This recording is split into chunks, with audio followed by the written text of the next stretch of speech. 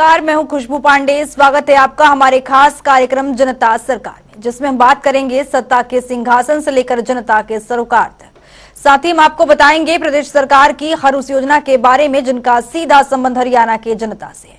जो योजनाएं प्रदेश के विकास को नई गति प्रदान करेंगी और हरियाणा की जनता का चहुमुखी विकास भी करेंगी, ताकि प्रदेश की जनता तरक्की की राह पर आगे बढ़े और हरियाणा प्रदेश निरंतर उन्नति की नई ऊंचाइयों को छूता हुआ प्रगतिशील रहे। तो अगले 30 मिनट तक बने रहिए हमारे साथ और देखते रहिए जनता सरकार।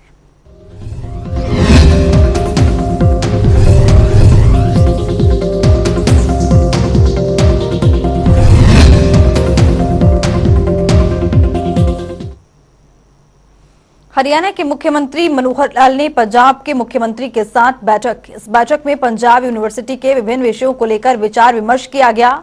दरअसल ये बैठक पंजाब के राज्यपाल और चंडीगढ़ के प्रशासक की अध्यक्षता में आयोजित की गई। इस अवसर पर मुख्यमंत्री मनोहर लाल ने कहा कि पंजाब विश्वविद्यालय एक केंद्रीय विद्यालय है, जिसमें हरियाणा की कॉलेज का भी एफिलिएशन होना चाहिए। केंद्र के साथ मिलकर हरियाणा सरकार पंजाब विश्वविद्यालय को आगे बढ़ाएगी, ताकि विश्वविद्यालय समृद्ध बने और उसकी आवश्यकताएं पूरी हो। देखिए, हरियाणा की मनोहर सरकार के मार्गदर्शन में प्रदेश एक नई ऊंचाइयों को छू रहा है। मुख्यमंत्री मनोहर लाल के दूरगामी सोच के चलते हरियाणा एक विकसित राज्य के रूप में शुमार होता जा रहा है। इन सब की बानगी तब देखने को मिली जब मुख्यमंत्री मनोहर लाल ने पंजाब के मुख्यमंत्री के साथ बैठक की। इस बैठक में पंजाब यूनिवर्सिटी के विभिन्न विषयों को लेकर विचार विमर्श किया गया। दरअसल ये बैठक पंजाब के राज्यपाल और चंडीगढ़ के प्रशासक बनवारी लाल पुरोहित की अध्यक्षता में आयोजित की गई थी। वातावरण में बातचीत हुई है और हमने किए हैं आपस में। पिछली बैकग्राउंड की सारी बातचीत हुई है, लेकिन बातचीत का एक दौर और होगा। अभी उसका समय 5 तारीख को रखा है। 5 तारीख को हम लोग दोबारा बैठेंगे। निष्कर्ष ये 5 तारीख को दोबारा बैठेंगे, उसमें जरूर थोड़ा भी विषय चर्चा हुई है, लेकिन फिर भी हमने आपस में दोबारा दूसरी मीटिंग करने के लिए 5 तारीख सवेरे 10 बजे का समय तय किया है। एक बार फिर बैठेंगे और बैठ करके मुझे आशा है कोई ना कोई स्वार्थपूर्ण वातावरण जैसे बात हुई, कोई अच्छा निर्णय निकलेगा। हर जगह के मुद्दे उठे हैं, लेकिन मैंने बताया ये विषय आपस में स्वार्थपूर्ण बातचीत करने के बाद मुझे लगता है कोई ना कोई एक अच्छा परिणाम निकलेगा। 5 तारीख को हम लोग और दोबारा से बैठेंगे और प्रशासक चंडीगढ़ एडमिनिस्ट्रेशन, गवर्नर पंजाब, उनकी अध्यक्षता में। मुख्यमंत्री मनोहर लाल ने जब से सत्ता संभाली तब से शिक्षा के क्षेत्र में छात्रों को अपने भविष्य को उज्जवल बनाने का मौका मिला है। इतना ही नहीं, प्रदेश के हर एक गांव-गांव तक शिक्षा का विस्तार होता जा रहा है। इसके साथ ही बनवारी लाल पुरोहित ने दोनों मुख्यमंत्रियों को कहा कि पंजाब यूनिवर्सिटी के जो विषय हैं, उन पर आपसी सहमति से आगे बढ़ना चाहिए और हरियाणा की कॉलेजों की पंजाब विश्वविद्यालय से संबंधता का विषय बड़ा विषय नहीं है, ये करना संभव है। हरियाणा पंजाब के इस सहयोग से निश्चित रूप से एक अच्छी शुरुआत होगी। तो चलिए ग्राफिक्स के जरिए समझते हैं। पंजाब के राज्यपाल और चंडीगढ़ के प्रशासक की अध्यक्षता में हरियाणा पंजाब के मुख्यमंत्रियों के साथ बैठक हुई। हरियाणा की पंजाब विश्वविद्यालय में हिस्सेदारी की बहाली और कॉलेजों की संबद्धता के दिशा में सकारात्मक कदम बढ़े। 5 जून को होगी अगली बैठक, निर्णयों पर भी अंतिम मुहर लगेगी। वैश्विक स्तर पर शिक्षा का प्रसार जितना हो उतना युवाओं के लिए फायदेमंद है। केंद्र के साथ मिलकर हरियाणा सरकार पंजाब विश्वविद्यालय को आगे बढ़ाएगी। हरियाणा की कॉलेजों की संबद्धता पंजाब विश्वविद्यालय चंडीगढ़ से की जाए। केंद्र के साथ मिलकर हरियाणा सरकार पंजाब विश्वविद्यालय को आगे बढ़ाएगी। मुख्यमंत्री ने कहा कि पंजाब के कॉलेज हरियाणा के साथ जुड़कर काम करना चाहे तो उनका स्वागत है। बैठक में मुख्यमंत्री मनोहर लाल ने कहा कि पंजाब पुनर्गठन अधिनियम 1966 के तहत पंजाब विश्वविद्यालय में हरियाणा राज्य का हिस्सा दिया गया था और हरियाणा की कॉलेज और क्षेत्रीय केंद्र पंजाब विश्वविद्यालय से संबंधित है, लेकिन 1973 को एक अधिसूचना जारी कर इसे समाप्त कर दिया गया था। उन्होंने कहा कि आज के युग में अंतर्राष्ट्रीय विश्वविद्यालय से भी राज्यों की कॉलेज की संबद्धता हो रही है। राष्ट्रीय शिक्षा नीति का उद्देश्य है कि सभी शिक्षण संस्थान देश की उन्नति में सहयोग करें और सभी राज्यों का आपसी संबंध और प्रगाढ़ हो। इसीलिए हरियाणा के कॉलेजों की संबद्धता पंजाब विश्वविद्यालय चंडीगढ़ से की जाए। सीएम मनोहर लाल ने कहा कि पंजाब विश्वविद्यालय एक केंद्रीय विश्वविद्यालय है जिसमें हरियाणा के कॉलेज का भी एफिलिएशन होना चाहिए। केंद्र के साथ मिलकर हरियाणा सरकार पंजाब विश्वविद्यालय को आगे बढ़ाएगी ताकि विश्वविद्यालय समृद्ध बने और उसकी आवश्यकताएं भी पूरी हो। इसके साथ ही मुख्यमंत्री ने पंजाब सरकार को सुझाव दिया कि युवाओं के भविष्य के लिए पंजाब के कॉलेज भी अगर हरियाणा के साथ जुड़कर काम करना चाहे तो हम उनका स्वागत करते हैं। ये तो एक एजुकेशन का विषय होता है और पंजाब का कोई ऐसा विषय नहीं है कि कोई बंटवारा उसमें से कुछ किया जा रहा है। मेयरली तो एक एफिलिएशन का है सारे देश में बल्कि दुनिया में भी यूनिवर्सिटीज ऐसी हैं जो एफिलिएशन करने के लिए अपने आप को ओपन कर रही हैं। नेशनल एजुकेशन पॉलिसी जो है उसका भी एक अगर हम देखा जाए तो सीक्रेट ये है कि देश में एक इंटीग्रिटी ऑफ द नेशन के नाते से यूनिवर्सिटीज को ओपन किया जाए। अगर कल को कोई सुझाव आता है हम भी हरियाणा की यूनिवर्सिटी को कोई मांग करेगा ओपन करने के लिए तैयार रहेंगे। ये ऑटोनोमस बॉडीज का अपना एक निर्णय होता है, वो क्या निर्णय करते हैं वो 5 तारीख को। बात ठीक है कि जो एचपीएससी का एक हमारे यहाँ एग्जाम हुआ है उसमें ऐसा बताया जा रहा है कि पिछले साल का जो एग्जाम था उसमें से 38% रिपीट होके आए हैं और कुछ लोगों ने उसमें आपत्ति दर्ज की है। कोर्ट में सुनवाई है क्योंकि एचपीएससी ऑटोनोमस बॉडी है, निर्णय तो एचपीएससी करेगी क्या करना है। लेकिन अगर हमसे सुझाव मांगेंगे तो हम ये सुझाव उनको देंगे कि अगर कंट्रोवर्शियल 38 प्रश्न ऐसे बने हैं तो बेशक 38 प्रश्न को छोड़ करके बाकी 62 का जो रिजल्ट है वो अगर देना चाहें तो उसमें कोई आपत्ति नहीं है, कोई पता ही नहीं है किसी को प्रश्न क्या है उत्तर क्या है। लेकिन अगर कंट्रोवर्सी ऐसी बनती है तो 32 को छोड़ के भी कर सकते हैं, पूरे 100 को भी करना उसको कर सकते हैं। बाकी तो निर्णय कोर्ट ने देना है, जैसा कोर्ट निर्णय देगा हमको दोनों में देगा। बैठक में पंजाब के मुख्यमंत्री भगवंत मान ने सकारात्मक रुख दिखाते हुए इन विषयों को अंतिम रूप देने के लिए कुछ समय मांगा। 5 जून को दोबारा सभी पक्षकारों की बैठक होगी। बैठक में हरियाणा के मुख्य सचिव संजीव कौशल, पंजाब के मुख्य सचिव विजय कुमार जंजुआ, हरियाणा के मुख्यमंत्री के अतिरिक्त प्रधान सचिव और सूचना लोक संपर्क भाषा एवं संस्कृति विभाग के महानिदेशक डॉक्टर अमित अग्रवाल, उच्च शिक्षा विभाग के निदेशक राजीव रतन, सामान्य प्रशासन विभाग के विशेष सचिव आदित्य दहिया, पंजाब विश्वविद्यालय की कुलपति प्रोफेसर रेणु विग सहित पंजाब और चंडीगढ़ के उच्च अधिकारी भी उपस्थित रहे। जनता टीवी के लिए चंडीगढ़ से पवन सिवर की रिपोर्ट। हरियाणा को एक विकसित राज्य के रूप में स्थापित करने की दिशा में मुख्यमंत्री मनोहर लाल निरंतर अपने कदम बढ़ा रहे हैं। इन सबको लेकर गुरुवार को मुख्यमंत्री मनोहर लाल ने प्रशासनिक सचिवों के साथ जनसंवाद पोर्टल के संबंध में एक अहम बैठक की। इस दौरान मुख्यमंत्री ने अधिकारियों को जरूरी दिशा निर्देश भी दिए। मुख्यमंत्री ने कहा कि जनसंवाद कार्यक्रमों के तहत लोगों की ओर से लिखित में प्राप्त शिकायतों, मांगों और सुझावों को गंभीरता से अधिकारी से लें ताकि लोगों को भटकना न पड़े। देखिए, हरियाणा और हरियाणा वासियों के उत्थान के लिए निरंतर काम कर रहे मुख्यमंत्री मनोहर लाल के कुशल मार्गदर्शन में हरियाणा प्रदेश एक विकसित राज्य के रूप में स्थापित होने की दिशा में तेजी से आगे बढ़ रहा है। इतना ही नहीं, मुख्यमंत्री मनोहर लाल ने अंतिम पंक्ति में खड़े अंतिम व्यक्ति को सभी महत्वपूर्ण योजनाओं का लाभ पहुंचाने के लिए प्रतिबद्ध है। इसी कड़ी में हरियाणा के मुख्यमंत्री मनोहर लाल ने प्रशासनिक सचिवों के साथ जनसंवाद पोर्टल के संबंध में एक अहम बैठक की, जहां मुख्यमंत्री मनोहर लाल ने अधिकारियों को निर्देश देते हुए बताया कि जनसंवाद कार्यक्रम के तहत लोगों की ओर से लिखित में प्राप्त शिकायतों, मांगों और सुझावों को अधिकारी गंभीरता से ले और जल्द से जल्द उनका निस्तारण सुनिश्चित करें, जिससे कि प्रदेशवासियों को किसी भी समस्या और शिकायतों के समाधान के लिए कार्यालयों के चक्कर न काटने पड़े। इसी उद्देश्य से ही जनसंवाद कार्यक्रम के रूप में एक नई पहल शुरू की गई है। वहीं सरकार का उद्देश्य है कि हर योजना का लाभ अंतिम व्यक्ति तक पहुंच सके। इसके साथ ही बैठक में मुख्यमंत्री मनोहर लाल ने सभी प्रशासनिक सचिवों को निर्देश देते हुए कहा कि जनता फरियादी नहीं बल्कि मालिक है। उनकी शिकायतों और मांगों को जल्द समाधान होना चाहिए। इसलिए अधिकारी हर 7 दिन में जनसंवाद पोर्टल पर उनके विभागों के अधीन दर्ज शिकायतों के समाधान की प्रगति की समीक्षा करें। मुख्यमंत्री मनोहर लाल ने निर्देश देते हुए कहा कि विभागीय स्तर पर हर प्रतिवेदन के लिए अलग अलग श्रेणियां बनाई जाएं ताकि कोई भी कागज बिना पढ़े न रहे।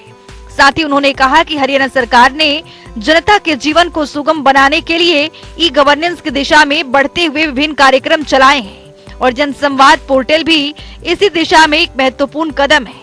अब तक जनसंवाद पोर्टल पर लगभग 7,200 शिकायतें और मांगों को दर्ज किया जा चुका है और विभिन्न विभागों के प्रशासनिक सचिवों को कार्यवाही के लिए भेजा जा चुका है। मुख्यमंत्री मनोहर लाल ने कहा कि जनसंवाद कार्यक्रमों में लोगों ने ये बताया कि वे अपने लिखित प्रतिवेदन की कई कॉपियां भिन्न जनप्रतिनिधियों को देते थे, लेकिन कभी उनके प्रतिवेदन पर कोई कार्यवाही नहीं हुई, जिसके बाद लोगों की इसी परेशानी को समझते हुए हमने उनकी हर समस्या को जानने के लिए जनसंवाद पोर्टल के रूप में नया सिस्टम बनाया है। इस पोर्टल पर लोगों के लिखित प्रतिवेदन की जानकारी दर्ज की जाती है और संबंधित विभागों को आगामी कार्यवाही के लिए भेज दी जाती है। उन्होंने कहा कि इस पोर्टल पर शिकायत और मांग दर्ज होते ही संबंधित नागरिकों को उसकी सूचना SMS के माध्यम से चली जाती है। इसके बाद संबंधित विभाग और अधिकारी द्वारा की जा रही आगामी कार्यवाही की सूचना भी SMS के द्वारा नागरिकों को भेजी जाती है। अब लोगों ने कहना शुरू कर दिया है कि इस प्रकार का सिस्टम पहले कभी किसी सरकार ने नहीं बनाया। अब जनता के मन में विश्वास बना है कि उनके लिखित कागज बेकार नहीं जाएंगे, उनकी हर बात पढ़ी जाएगी। इस बैठक में मुख्यमंत्री ने कहा कि इतनी बड़ी संख्या में नागरिकों की समस्याओं का हल करना हम सबकी जिम्मेवारी है। इस पोर्टल पर विभागों को भेजे जाने वाली शिकायतों और मांगों के निस्तारण में कितना समय लगेगा, इसकी प्राथमिकता जानकारी अधिकारी ही देंगे। उनके द्वारा बताई गई समयावधि में समस्याओं का निस्तारण करना अधिकारी की ही जिम्मेवारी है। इस कदम से अधिकारियों की जवाबदेही तय होगी। मुख्यमंत्री ने कहा कि जनसंवाद पोर्टल के माध्यम से गांव स्तर तक किए जाने वाले कार्यों की जानकारी सरकार के पास उपलब्ध है। इस पोर्टल के मुख्यमंत्री कार्यालय में दैनिक आधार पर मॉनिटरिंग की जा रही है। इतना ही नहीं, सभी नोडल अधिकारी भी इस पोर्टल को रोजाना देखेंगे और आवश्यक कार्यवाही का स्टेटस अपडेट करेंगे। इस प्रकार से अब CM ऑफिस से लेकर ग्राम स्तर तक हर कार्यों की मॉनिटरिंग सुनिश्चित होगी। इसके साथ ही उन्होंने ये भी निर्देश दिए कि ग्राम दर्शन पोर्टल, नगर दर्शन पोर्टल, CM विंडो और जनसंवाद पोर्टल को हर प्रशासनिक सचिव या उनके नोडल अधिकारी दैनिक आधार पर देखें, ताकि कार्यों को तेज गति से पूरा किया जा सके। इस बैठक में मुख्य सचिव संजीव कौशल, मुख्यमंत्री के मुख्य प्रधान सचिव DS ढेसी, राजस्व एवं आपदा प्रबंधन विभाग के अतिरिक्त मुख्य सचिव वित्त आयुक्त राजेश खुल्लर, भाषा एवं संस्कृति विभाग के महानिदेशक डॉक्टर अमित अग्रवाल सहित विभागों के प्रशासनिक सचिव मौजूद रहे। जनता टीवी के लिए चंडीगढ़ से पवन सिबर की रिपोर्ट। मुख्यमंत्री मनोहर लाल के मार्गदर्शन में हरियाणा की युवा शिक्षा के क्षेत्र में कई बड़े कीर्तिमान स्थापित कर रहे हैं। इसी कड़ी में गुरुवार को रेवाड़ी में शिक्षा विभाग की ओर से सुपर 100 ओरिएंटेशन प्रोग्राम आयोजित किया गया, जिसमें शिक्षा मंत्री कंवरपाल ने बतौर मुख्य अतिथि शिरकत की। शिक्षा मंत्री ने बताया कि हरियाणा सरकार इस कार्यक्रम के तहत 9वीं और 10वीं कक्षा में ऑनलाइन एजुकेशन देने का प्रयास कर रही है। रिपोर्ट देखिए।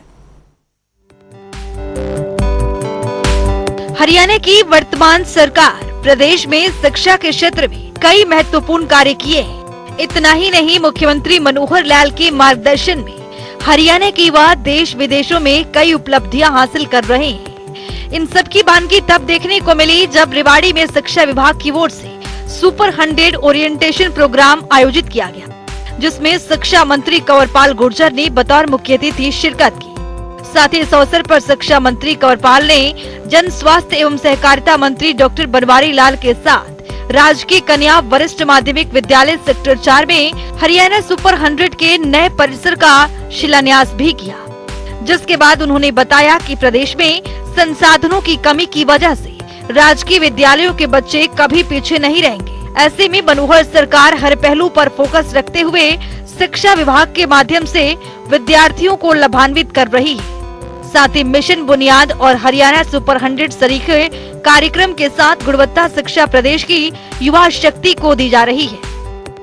हरियाणा के मुख्यमंत्री मनोहर लाल का प्रयास है कि प्रदेश में युवा शक्ति को प्रेरित करते हुए आत्मविश्वास के साथ बच्चे लक्ष्य निर्धारित कर जीवन में आगे बढ़े। साथ ही हरियाणा सरकार इस बुनियाद कार्यक्रम के तहत 9वीं और 10वीं कक्षा में ऑनलाइन एजुकेशन देने का प्रयास कर रही है। इसके साथ ही हरियाणा में मुख्यमंत्री मनोहर लाल के नेतृत्व में सुपर 100 प्रोग्राम की शुरुआत की गई थी, जिसके माध्यम से युवाओं के जीवन में उनके आईआईटी और एमबीबीएस के सपने को साकार हो सके। इस कार्यक्रम में शिक्षा मंत्री ने विकल्प फाउंडेशन की ओर से भी सुपर 100 कार्यक्रम में निभाए जा रहे दायित्व पर उनकी कार्यशैली की भी सराहना की। इस सुपर 100 की शुरुआत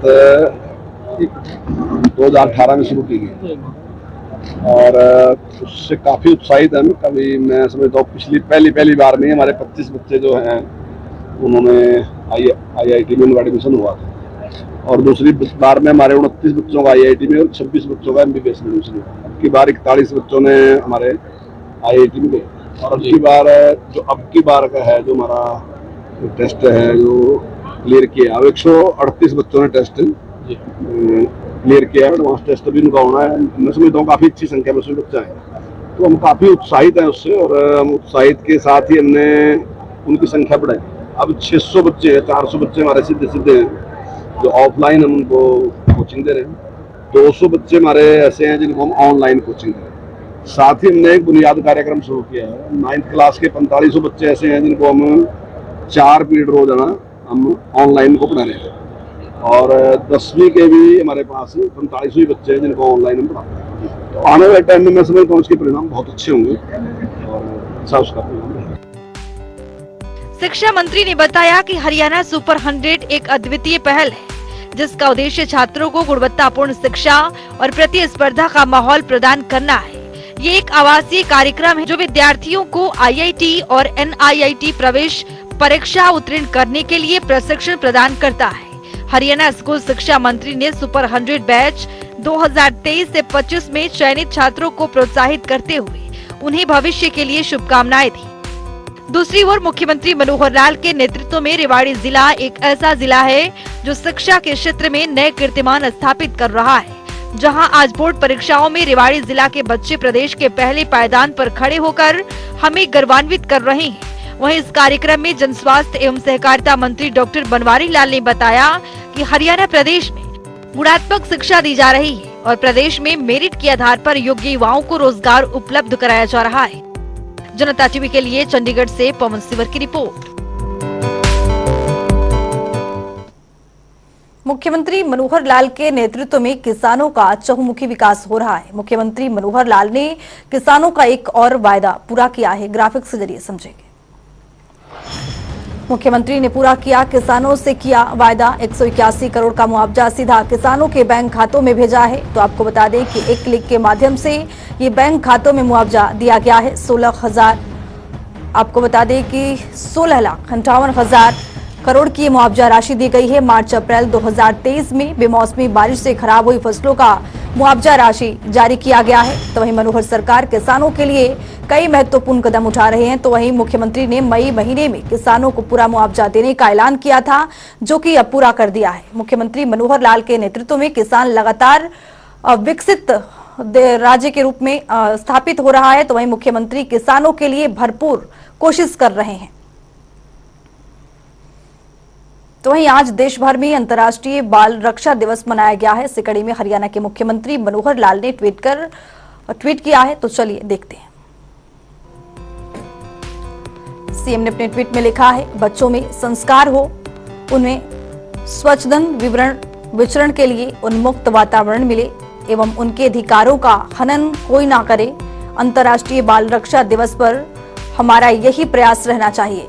इसके अतिरिक्त हम सभी को मिलकर उनके शिक्षा, सुरक्षा और विकास की दिशा में कार्य करते हुए उन्हें अपराध और भयमुक्त समाज प्रदान करने के लिए कार्य करना चाहिए। मुख्यमंत्री की ओर से ट्वीट किया गया है। मुख्यमंत्री मनोहर लाल जल संरक्षण की दिशा में कई महत्वपूर्ण कार्य कर रहे हैं ताकि आने वाली पीढ़ियों को जल संकट का सामना न करना पड़े। इन सबको ध्यान में रखते हुए मुख्यमंत्री मनोहर लाल ने पानी का सही उपयोग करने के लिए प्रदेश के नागरिकों से आह्वान किया है। तो वहीं पानी के संग्रह के साथ साथ उसके प्रबंधन के लिए भी काम करने की अपील की है। देखिए। पानी ये हमारे लिए अमृत है। पानी हमारा, जल ही जीवन है, जैसा कहते हैं हमारा जीवन है। पानी के बिना कुछ नहीं है। शायद कुछ समय तक अन्न के बिना व्यक्ति रह सकता है, लेकिन जल के बिना नहीं रह सकता। जल उसका एक प्रवाह है, उसका एक साइकिल है, प्रकृति का साइकिल है। उसमें जल की हमको प्राप्ति होती है। प्राप्ति के साधन मुख्य रूप से वर्षा है। वर्षा भी एक हमारे क्षेत्र में वर्षा होती है और एक वर्षा मानो हमसे दूर पहाड़ों में होती है, तो पहाड़ों का जो एक पानी का प्रवाह है उसका हिस्सा हमको मिलता है।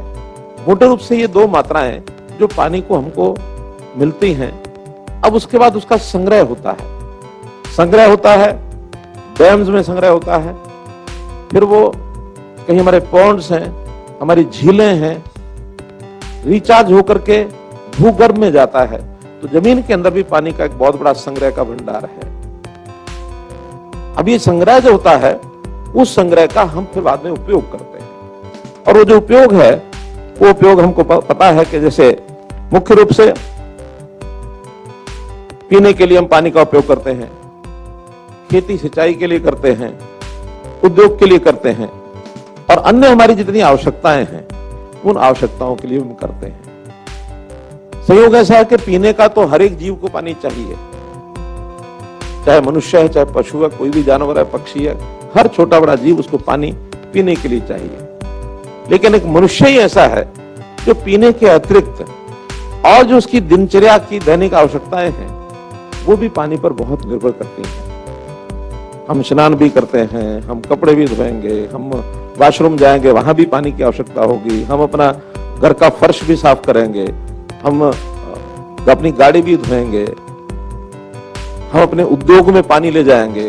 अब पानी की आवश्यकता है, पूर्ति करनी पड़ेगी। घर घर हर घर जल, नल से जल, एक अभियान चलाया है। अब उसमें से कोई कहे कि पानी ज्यादा लगता है, ऐसा नहीं है। देखा जाए तो अगर सिस्टम कारगर हो गया तो उससे पानी बचेगा, क्योंकि जितने भी इससे पहले पानी का जो गांव में हम लगाते हैं, उसकी जो पोस्ट लगती है अलग से, उसके अंदर पानी अंधाधुंध चलता है, बिना रोक टोक के चलता है, नालियां भरी रहती हैं। गांव के अंदर तो पानी को चलाने के लिए नीचे भी खींचो या अपने वाटर वर्क से लाओ, जितना पानी है बहा दो, शाम को खाली करो, फिर भरो उसको। लेकिन उसका उपयोग करने के लिए अगर हमने पानी का उपयोग जितना उतना ही वो करेगा परिवार का आदमी, तो ऐसा इसका उपयोग भी हमको चेक करना पड़ेगा। पानी का उपयोग करने के लिए अगर भूमि ठीक नहीं है तो भी हमको कठिनाई होगी। कई जगह वाटर लॉगिंग हो गया है। अब वाटर लॉगिंग जो पानी वास्तव में ऊपर है, ऐसा नहीं कि नीचे चोए का पानी सब जगह से आ गया, वो पानी रिचार्ज होकर नीचे नहीं जा रहा। वहां मिट्टी की, भूमि की जो लेयर्स हैं उसमें कहीं गड़बड़ हुई है। अगर वहां भी आप ट्यूबवेल लगा करके पानी निकालना चाहेंगे, वाटर लॉगिंग ऊपर के एरिया में है, नीचे आपको 60 फुट से 50 फुट से नीचे पानी, अच्छा पानी मिलेगा नहीं। पानी हमारे लिए इतना कम ना हो जाए कि अगली पीढ़ी, आने वाली पीढ़ी हमको कहीं कहे कि हमारे पूर्वज जो है वो, उनको कोई समझ नहीं थी, अकल नहीं थी। तो जैसे हमें पानी जो है विरासत में यहाँ तक मिला है, हम अगली पीढ़ी को भी पानी विरासत में दे करके जाए।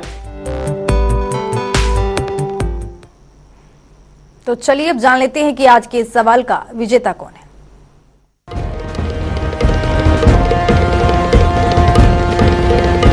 तो बात अब आज के विजेता की। जैसा कि आप जानते हैं, हर रोज एक नया सवाल पूछते हैं, सही जवाब देने वाले के नाम और तस्वीर अपने टेलीविजन स्क्रीन पर दिखाते हैं, साथ ही उसको उपहार भी देते हैं।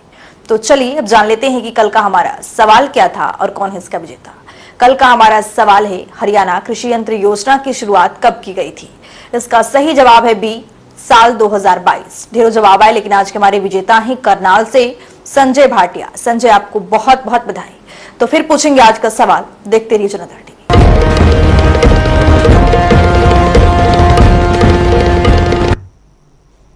तो अब वक्त हो गया है आज के सवाल का। तो चलिए अब जान लेते हैं कि आज के सवाल में क्या कुछ है।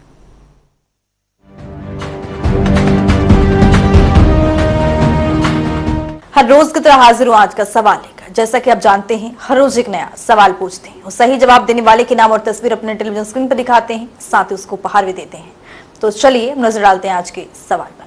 मुख्यमंत्री अंत्योदय परिवार उत्थान योजना का उद्देश्य क्या है? ए, आय बढ़ाना, बी, सब्सिडी प्रदान करना, सी, रोजगार देना, डी, इनमें से कोई नहीं। तो दीजिए सही जवाब और बनिए विजेता।